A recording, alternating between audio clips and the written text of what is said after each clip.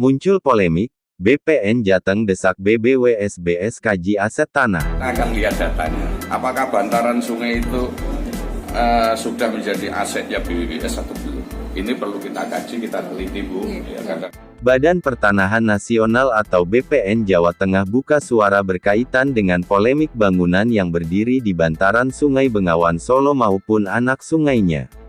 Pasalnya, bangunan bantaran Sungai Bengawan Solo maupun anak sungai muncul sertifikat resmi negara. Kepala Kantor Wilayah Kakanwil BPN Jateng, Dwi Purnama mengatakan, polemik bangunan yang ada di bantaran sungai harus diselesaikan dengan kajian melibatkan instansi terkait. Selain itu, bangunan yang ada di bantaran sungai juga harus dipastikan apakah berada di daerah aliran sungai atau bukan.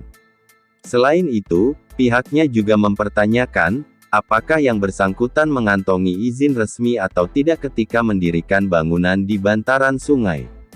Sedangkan jika terkait dengan sepadan, ada undang-undang dan peraturannya. Duluan mana, undang-undang atau haknya? Mengenai izin pembangunan, Dwi mengaku, ada di ranah pemerintah daerah. Sedangkan BPN dalam hal ini memiliki kewenangan dari sisi kepemilikan tanahnya. Sebelumnya, keberadaan pembangunan di bantaran sungai akhir-akhir ini menjadi sorotan.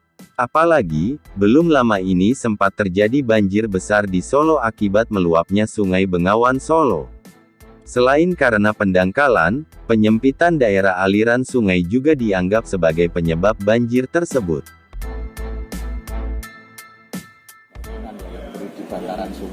Kalau polemik kami nggak bisa menjawab, kami itu bicara data. Lah, kalau dikatakan polemik itu di bantaran itu apakah daerah aliran sungai? Nah, kalau daerah aliran sungai itu, apakah daerah aliran sungai itu sudah menjadi asetnya BWWS ya, BBWS atau belum? Kalau belum menjadi asetnya, bantaran itu kan sebetulnya orang tidak boleh membangun di situ.